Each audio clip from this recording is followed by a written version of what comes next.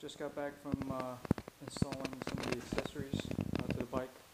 We did the block offs from Slingshot, as well as the CGR adapters, flushed LED turn signals, no more goofy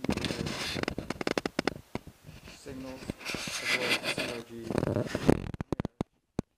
Here are the lights, LEDs. They point in 3 different angles, so it's pretty bright. Camera doesn't do it, but more or less it's pretty slick. As well as the right, and then we got the block offs, and we got the mirrors.